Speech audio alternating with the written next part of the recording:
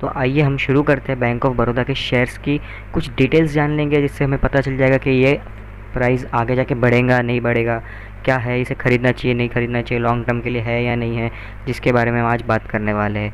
तो पहले हम देखेंगे इनके अकाउंट्स के बारे में, फिर देखेंगे हम इनके नेगेटिव और पॉजिटिव पॉइंट्स के बारे में, फिर हम देखेंगे इसे ख़रीदना चाहिए या नहीं ख़रीदना चाहिए।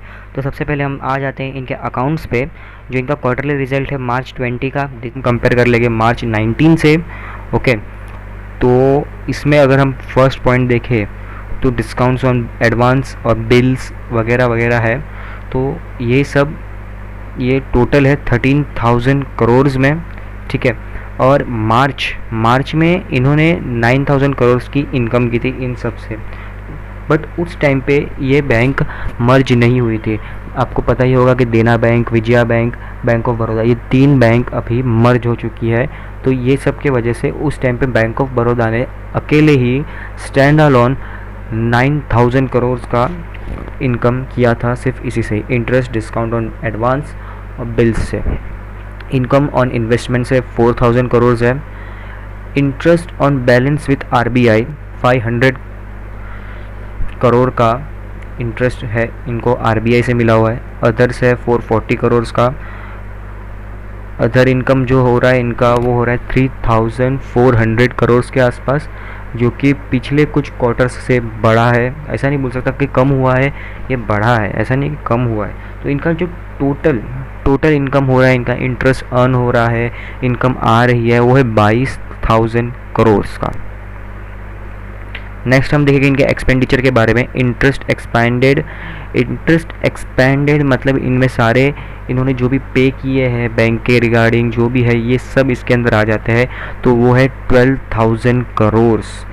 Employ cost 2,000 crore, other expenses 2,970 crore. तो टोटल इनका ये हो जाता है 17,000 करोड़ का टोटल एक्सपेंस हो जाता है।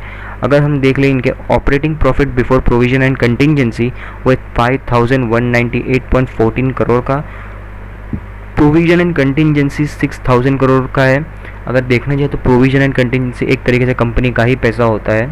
Okay, profit and loss before tax minus में आ रहा है, टैक्स जो है माइनस में है, यानी कि प्रॉफिट हमें हो रहा है 481 करोड़ का, ठीक है। अगर हम इस मार्च 20 क्वार्टर के रिजल्ट्स को मार्च 19 के क्वार्टर से अगर कंपेयर किया जाए, तो इनकम इन्होंने तकरीबन बहुत अच्छा खासा गेन किया है इनकम में।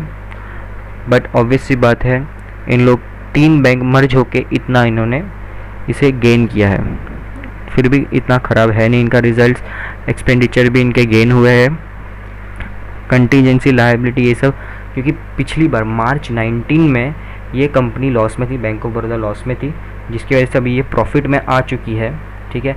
और लास्ट के हम कुछ क्वार्टर्स की बात करें, ओके, तो यहाँ पे देखोगे कि 817 करोड़ का इन्हें लॉस था, फिर 826 करोड़ में प्रॉफिट में आए, फिर अगेन प्रॉफिट दिया, फिर अगेन लॉस में गए, फिर अगेन अभी ये प्रॉफिट में आई है। एक तरीके से अगर हम कंटीजेंसी लायबिलिटी को हटा दें एक तरीके से, तो इन्होंने मोस्टली प्रॉफिट ही किया है। अगर आप देखोगे contingency liability, provision and contingency को अगर हम हटा दें, उसे 0-0 कर दें, तो मोस्टली कंपनी को प्रॉफिट ही हुआ है। अगर आप देखोगे तो आपको एक्चुअली में पता चलेगा, क्योंकि कंटीजेंसी ये सब कंपनी का ही पैसा होता है। नेगेटिव एंड पॉजिटिव थॉट्स के बारे में हम देख लेते हैं।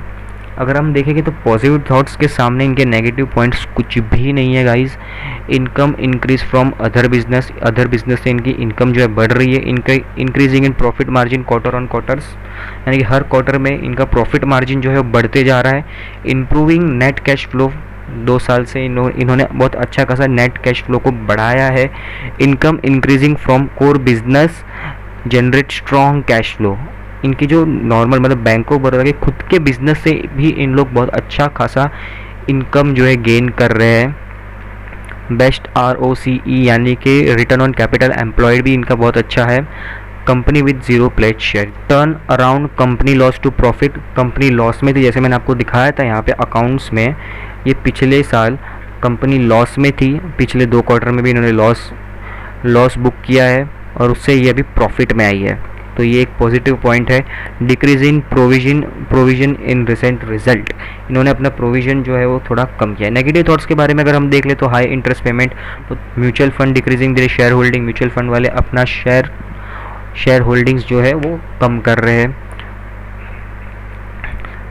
पिछले 2 क्वार्टर से इनका इनकम जो है थोड़ी कम हुई है, पर प्रॉफिट मार्जिन जो है बढ़ा है। Increasing in NPA, non performing assets जो है वो बढ़ते जा रहे हैं। अब बात कर लेते हैं अगर हमें इसे खरीदना चाहिए कि नहीं खरीदना चाहिए। ये बीएससी और एनएससी का यहाँ पे मैंने 9 तारीख का इनका लाइव स्टेटस दिखाया है। 48.45 पे ये क्लोज हुआ है और एनएससी पे 48.35 पे ये क्लोज हुआ है। चार्ट एनालिसिस देख लेते हैं गाइस इस बैंक का। पिछले 1 मंथ में ये 53.5 हाई किया है इसने, जबकि 45.45 का लो किया है। एवरेज प्राइस देखने जाए तो 49.475 है, यानी कि ये जो एक्चुअल प्राइस है उससे कम है। जो एवरेज प्राइस है उससे जो 9 तारीख का एक्चुअल प्राइस आ रहा है यहाँ पे अगर आप देखोगे उस ये कम है। तो आपको ये शेयर एक तरीके से मैं सजेस्ट करूँगा कि इसे ले ले। फिर 3 मंथ का डेटा देख लेंगे हम लोग। 3 मंथ के डेटा 54.8 का हाई किया है, 36 का लो किया है, 45.4। 6 मंथ का डेटा देखें अगर हम तो 92.30 का हाई किया था इन्होंने और 36 का लो एज यूजुअल।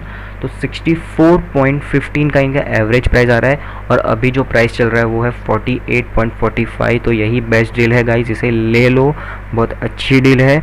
अभी ये जो प्राइस है इस हिसाब से देखने जाए तो ये काफ़ी अच्छा स्टॉक माना जा सकता है। 12 मंथ का डेटा देखने जाए तो 108.25 हाई, 36 का लो, 72.125 का एवरेज प्राइस और अभी जो चल रहा है वो है 48.45, जो कि एवरेज प्राइस से कम है। टाइम है, इसे ले लो, ये बहुत अच्छा खासा प्रॉफिट आपको करके देने वाला है गाइस। अभी इसमें मैं सजेशन की बात करूँ तो ये एक बढ़िया टाइम है इसे खरीदने का, और आपको कुछ प्रॉफिट बनाना है तो आप इससे बना सकते हैं। Thank you guys watching my video. Please subscribe and like or share my video.